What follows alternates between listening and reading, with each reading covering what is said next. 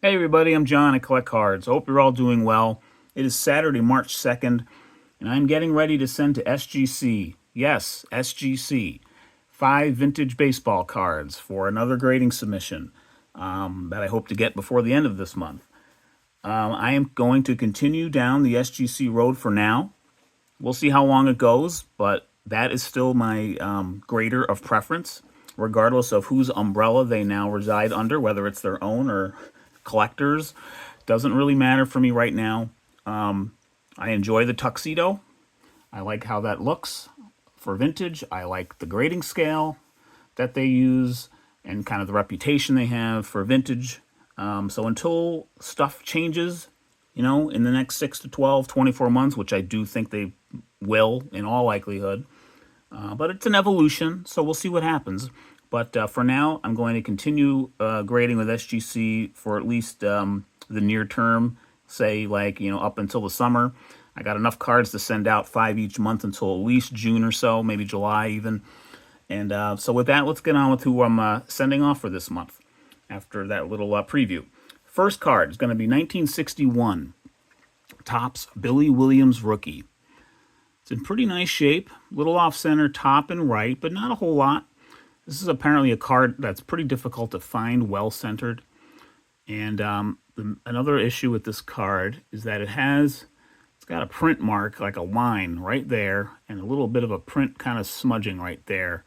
And I actually have seen other examples of just that exact, especially this line, print mark right there. I saw actually on eBay just last night a very similar example, exact line that was graded in SGC 5. So my hope for this card is going to be at least the 5, and I'd love to see if this can pull out a 6. I do think a 6 is possible, so that's kind of like my real hope, I guess you could say. But we'll see how much that those kind of print miscues kind of hurt it. There's some fish eyes there on his sleeve as well, and some more print marking there. But overall, first glance, I think it's a pretty nice card. I got this at a small card show in the Large Legends card shop in Grand Rapids, Michigan. They do a monthly show in the store, about 20 tables or so every month. And so I picked this one up there. Looking forward to getting that in a slab. And then also coming up here that I'm going to also send another rookie. It's not a Hall of Famer, though. I'm going to send this 1959 Topps Bill White off. Now, I was thinking a few months back when I put it in this card saver, thinking maybe I will be sending off a new Hall of Famer's rookie card. Well, it turns out Bill White did not get in the Hall of Fame as an executive, former National League president. But he had a fantastic career in his own right in like many phases of baseball, as a multi-Gold Glove winner. Batted over 300 a few times, was a multi-time All-Star, won a World Championship, had an 18-year career as a Yankees broadcaster, which is my main association with Bill White. And he was a great broadcaster for the Yankees, and then was NL president after that. He had a fantastic career in baseball, and so I was a little bummed actually that he did not get in the Hall. But I think when they were voting for that earlier this year, I think they were only weighing his contributions as an executive. I think that was their charge for that. And I don't know if they were able to factor in his playing career and his broadcasting career for that matter. But he fell only 2 votes short, unfortunately. But this card is just too nice for me not to want to send in. It's kind of a sentimental send, again, given I kind of grew up, hearing his voice on countless Yankees games. But this is just a great card. Centering's really good. It's got fish eyes and some print marks on it, which you can kind of see here, up here, but still, it's a nice card. I got this for $20 at one of my LCSs, and I'm going to hold out hope that maybe this can still pull out a 7. I think the print marks maybe hold it back from that, so it might just end up at a 6, but we'll see. The centering and corners are pretty nice on this, so I'm excited to see how Bill White does here. So those two are going in. And then the next 2 cards I'm going to share here are the final 2 cards from my 1954 Topps Complete set of the Hall of Famers that I'm sending in for grading here. So this is kind of a momentous grading submission here. And so the first of these last 2 Hall of Famers I have to send in. There are 22 Hall of Fame cards overall and 54 Topps. And again, I have 20 of them slabbed now. These are the last 2. And here is the first of these last 2. It's Larry Doby. At first glance, pretty nice card. Now, overall, it is a pretty nice card. It's even very nice. Centering's good. Maybe a touch down, maybe, and maybe a touch left, but really just a little bit. So I don't know if you call it 55-45. Maybe 60-40 at worst. The main issue it's got going on here is on the side here.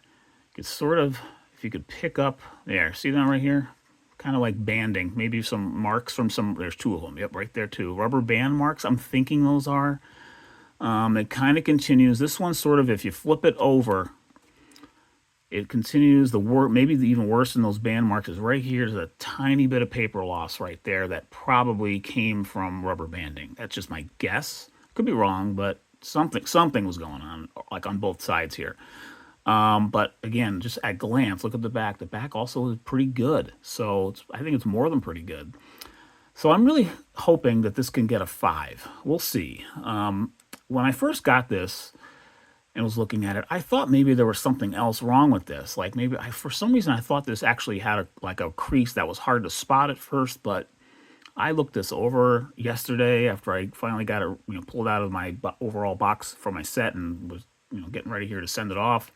I can't find a crease on this, so I really think it's just this banding issue that's the main concern with the card. That tiny bit of paper loss on the back. I'm hoping it can pull out a 5. I'll be pretty happy if it does. I don't know if it can get more than that because of that banding issue.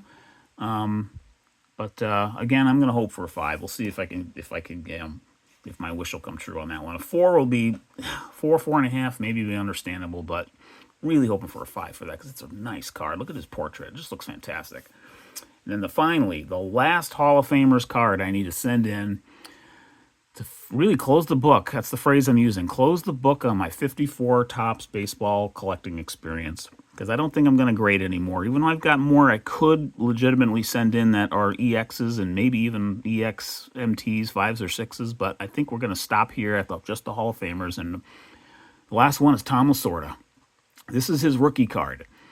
I'm going to bring it up close a little bit here. At a glance, looks pretty nice. Let's bring it up closer here. You see where it says pitcher, Brooklyn Dodgers? No, I promise your eyes are not, fooling you. You don't have blurry vision all of a sudden. There's some massive, massive print issues going on with this card. Look at the lettering on this. It's like all raised. The registration is just completely off on the black lettering. And it continues with the logo. Look at the edge of the diamond logo for Dodgers. Look at that. It just extends up past it. It continues here for the mini-me portrait of, or action shot of Tom Lasorda. It's just, I got this off eBay a while ago. I noticed it then. When I got the card, it just, I noticed it even more. And I don't regret getting it. I got it at the peak in 21. So I'm going to be a little underwater when I get this graded, no doubt about it. But I am still looking forward to getting it slabbed, and I hope it can maybe still get a 4. Here's the back. Hoping it can still get a 4. We'll see. I want to kind of move on to the last card here and kind of get this under 10 minutes for this preview portion of the video because the grade reveal will happen here on the second half. Overall, it does look pretty nice, and this is his rookie card. So I'm excited to get this one graded, and here again are the last 2 cards that I'm going to get slabbed for my 54 Topps Hall of Famers. But my 54 collecting experience isn't quite done. I did a recent video on how I've extended it to the Bowman 54 Hall of Famers who are not in the top set, and there are 13 of them.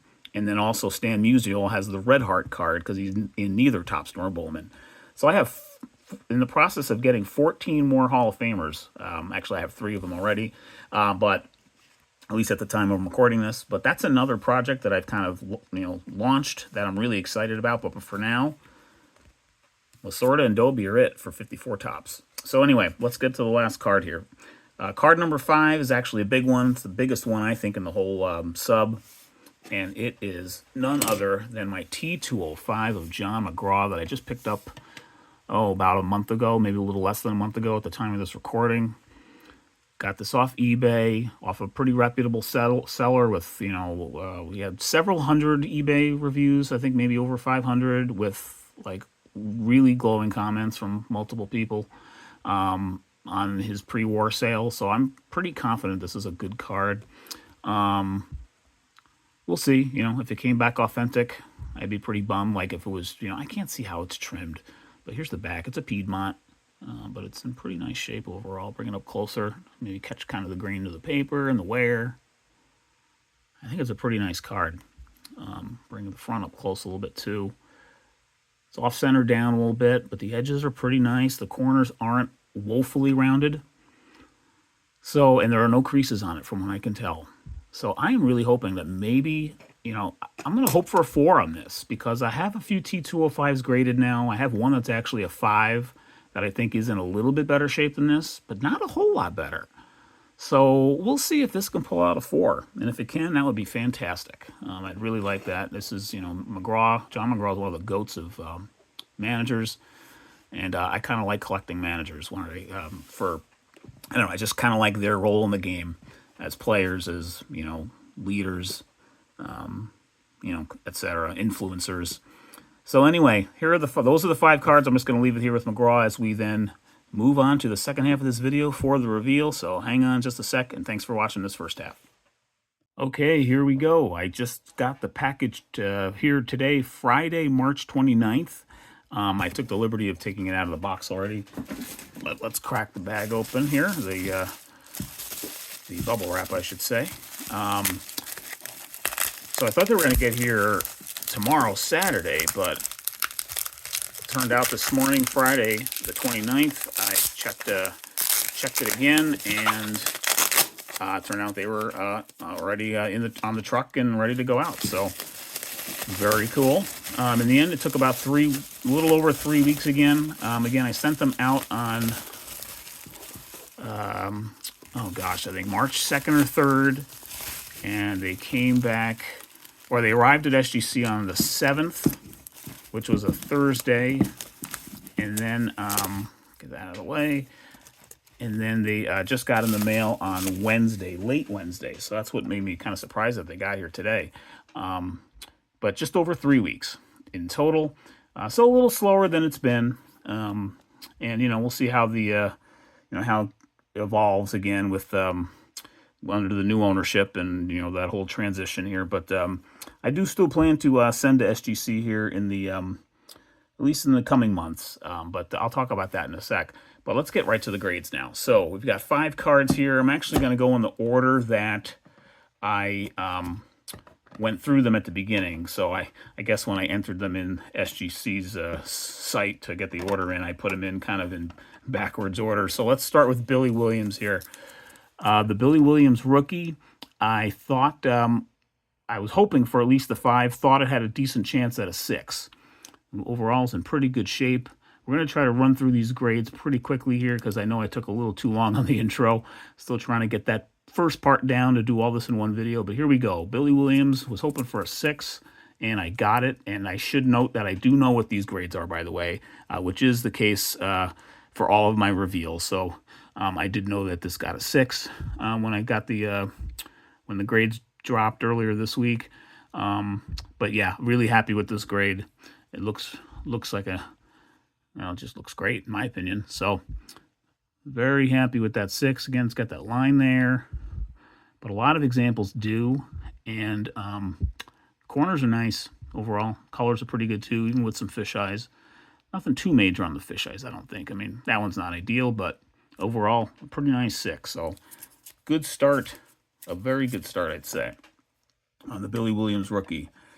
Next up was another rookie, one who I thought had a chance for the haul. Turned out he just came up short, like I said earlier. It's Bill White.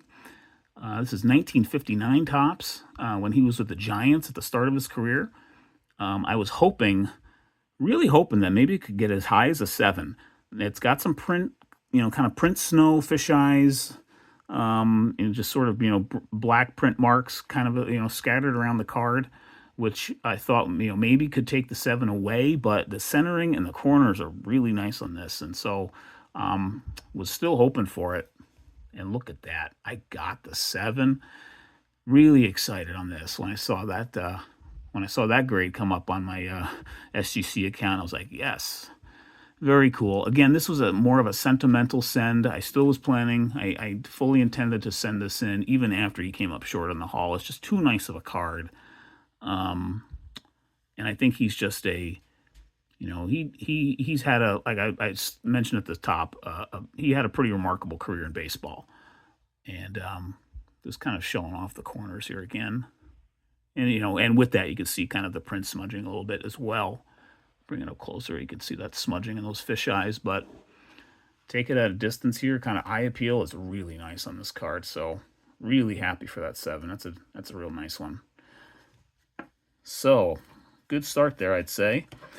Now let's get to these last two 1954 cards for Topps. Starting with Larry Doby. So, here again is that paper loss issue that I'm going to just bring it up even closer here.